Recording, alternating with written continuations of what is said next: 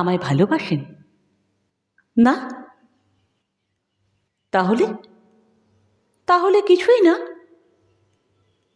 কিন্তু রোজ বিকেলে সন্ধ্যার আগে আগে ঠিক এমন সময়ে ছাদে আসেন যে? কিভাবে জানেন? কিভাবে আবার? আমাদের ছাদ থেকে ঠিক দেখা যায় রোজ।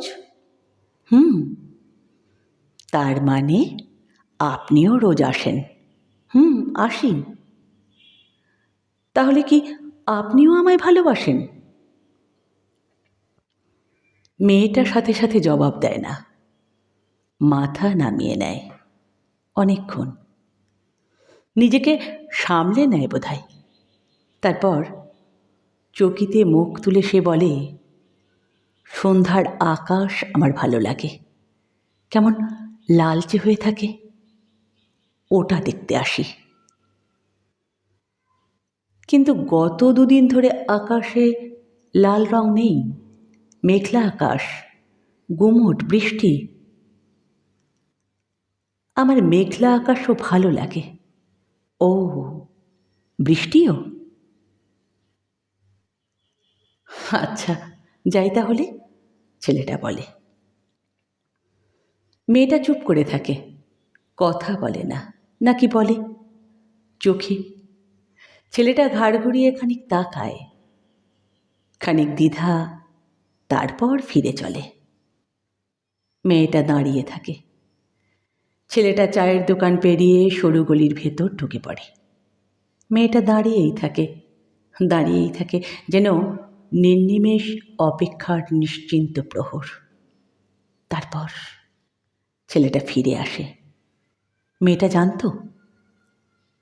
ছেলেটা বলে, আমারও আকাশ ভালো লাগে, বৃষ্টি ভালো লাগে, মেঘ ভালো লাগে, কিন্তু কিন্তু কি?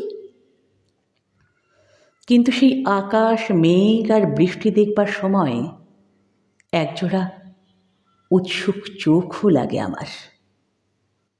কোথায়? ছেলেটা থমকায়, ভাবে, তারপর বলে, ছাদের ওপাশে। তার কণ্ঠে দ্বিধা। মেয়েটা হাসে। শুধুই ছাদের ওপাশে? ছেলেটা জবাব দেয় না। জুতোর আগায় মেঝেতে অর্ধবৃত্ত আঁকে। মেয়েটা বলে, দুটো ছাদের আকাশ তো একটাই। ছেলেটা বলে, কিন্তু ছাদ তো দুটো।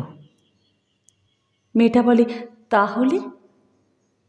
ছেলেটা বলে, আকাশের মতন একটা ছাদ হতে পারে না?